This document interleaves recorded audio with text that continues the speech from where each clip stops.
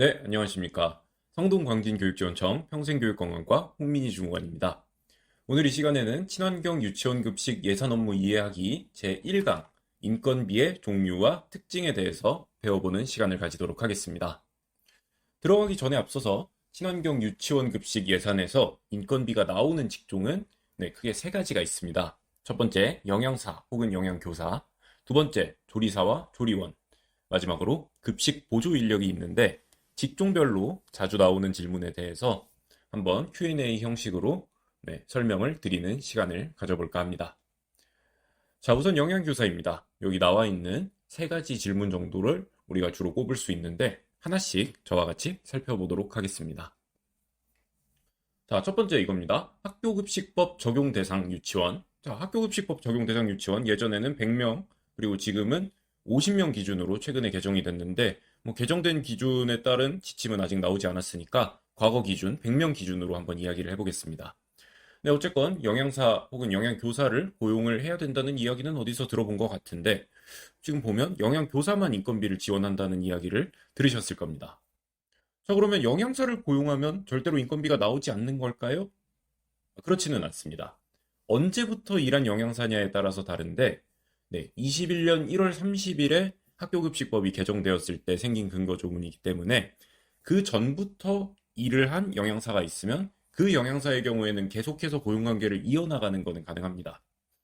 교육지원청에 영양사의 인건비를 신청한다고 한다면 1월 30일보다 21년 1월 30일보다 더 전에 고용을 했음을 증명할 수 있는 서류, 근로계약서든 뭐든 서류를 제출하고 인건비 지원을 받으실 수 있고 그 이후에 고용된 경우에는 인건비 지원이 되지 않음을 유의해 주시기 바랍니다. 네, 이 표 살펴보시면 영양교사 인건비 지원 조건 맨 밑에 학교급식법 개정 이전부터 계속 고용된 영양사. 그러니까 그 이후에 고용된 영양사는 적용이 되지 않고 그 이전부터 고용된 영양사에게만 인건비 지원이 되고 그게 아닌 경우에는 영양교사를 고용을 해야 되고 위에 있는 조건들을 만족시켜야 된다는 것을 확인할 수 있습니다. 그 다음입니다. 매달 급식 인원에 따라서 영양교사 인건비 지원 여부가 바뀐다? 매달로 보지는 않습니다. 식품관리비 같은 경우에는 매월 1일이 기준이 되는 경우가 있지만 인건비 같은 경우에는 급식보조 인력 혹은 조리사 조리원의 경우에는 2022년 기준으로는 3월에서 7월, 8월에서 11월 이렇게 긴 단위로 끊고 영양교사 같은 경우에는 1년을 단위로 끊습니다. 한번 확인해 보겠습니다. 근무 일수, 기타 수당에 따른 부족액은 자체 해결 밑에 있는 거 보겠습니다.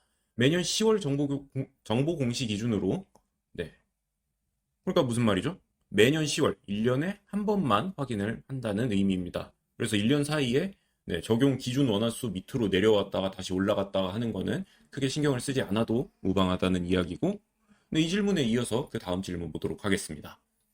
원화수가 줄어서 학교급식법이 적용되지 않으면 바로 인건비 지원이 중단된다. 매년 10월 아까 봤었던 거 기억나시죠? 매년 10월 기준으로 봤는데 그게 적용이 안 되면 바로 인건비가 끊기느냐? 유예 기간을 드립니다.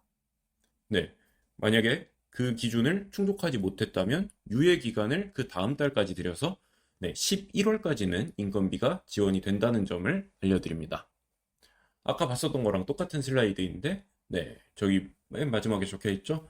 학기 중에 학교급식법 대상에서 제외될 경우 해당 연도에 11월까지 인건비가 지원된다는 것을 확인할 수 있습니다. 자, 이제는 조리사와 조리원 관련된 질문 세 가지로 넘어왔습니다. 하나씩 또 저랑 같이 살펴보겠습니다. 첫 번째 질문입니다. 조리사 한 명하고 보조 인력 한 명만 지원되는 규모를 가진 유치원이라고 해볼게요. 그런데 조리사 말고 그러면 조리원을 한 명 두고 보조 인력을 이렇게 2명 두고 싶은데 가능할까요? 이런 전화가 많이 옵니다. 답을 드리자면 가능합니다. 조리사, 조리원, 급식보조 인력, 인건비는 우리가 통합적으로 운영을 하고 있습니다. 여기서 주의하셔야 될 거 영양사 혹은 영양교사 인건비는 별개입니다. 그것까지 통합해서 운영하시면 안 되고요. 조리사, 조리원, 급식보조 인력 인건비는 통합으로 운영을 하고 있으니까 자유롭게 유치원에서 그 안에서 인원을 조정하거나 시수를 조정하거나 이렇게 운영을 하셔도 됩니다. 여기 나와 있는 유치원급식 기본방향 66페이지에 나와 있는 거 보셨을 때 인건비 범위 내에서 탄력적으로 운영이 가능하다고 써 있는 거 확인하고 넘어가시겠습니다. 자, 두 번째. 원장님도 조리사가 될 수 있을까요? 네, 되실 수 있습니다. 원장님이 심지어 영양사 면허 혹은 영양교사 면허를 따셔서 일을 하는 유치원도 있고, 혹은 뭐 직접 조리를 하시는 경우, 뭐 이런 경우들이 많이 있고, 네, 전부 가능은 하지만 인건비는 지원되지 않습니다. 네, 같은 유치원 급식 기본 방향 66페이지에 나와 있듯이, 네, 겸직 시 인건비는 지원되지 않음을 우리가 확인하고 넘어가겠습니다. 네, 세 번째 질문입니다. 조리사 조리원의 퇴직금 뭐 따로 나오는지 안 나오는지 모르겠어요. 이렇게 물어보시는 분들이 있는데 지원이 됩니다. 지급받으신 인건비 안에 퇴직금이 전부 다 포함이 되어 있습니다. 네, 여기 65페이지 봤을 때 여기 인건비 기준에 보셨을 때 조리사 한 명은 최대 연 2,923만 4천 원, 그리고 조리원 한 명은 뭐 2,831만 5천 원, 뭐 이렇게 적혀 있는 것들 밑에 교육공무지 기준으로 4대 보험과 퇴직금이 여기에 포함이 되어 있다는 것입니다. 그래서 뭐 퇴직 적립금으로 사용해도 될까요? 네, 당연히 가능합니다. 네. 그래서 이거는 뭐 인건비 기준 이런 액수들은 매년 뭐 보는 시점에 따라서 달라질 수 있고, 저는 지금 설명드리는 시점을 기준으로 했을 때 이런 기준을 가지고 있다는 것을 확인하고, 네, 그 다음 급식 보조 인력으로 넘어가겠습니다. 네, 급식 보조 인력 관련해서도 뭐 이런 질문들이 있는데 저랑 같이 하나씩 살펴보도록 하겠습니다. 첫 번째 질문입니다. 네, 생활임금을 단가로 해서 급식 보조 인력을 구해보려고 했더니 도저히 구해지지가 않는 유치원들이 많이 있다고 합니다. 그래서 조건을 좀 개선을 해서 뭐 예를 들어서 시급을 올리거나 혹은 일할 수 있는 시간을 길게 해서 공고를 해도 될까? 네, 그게 궁금해서 저한테 전화를 주시는 유치원이 많이 있었어요. 네, 가능합니다. 뭐 지원된 인건비 범위 안에서 혹은 지원된 인건비로도 부족해서 유치원 운영비 사용해서 고용을 해도 될까요? 네, 물론 가능합니다.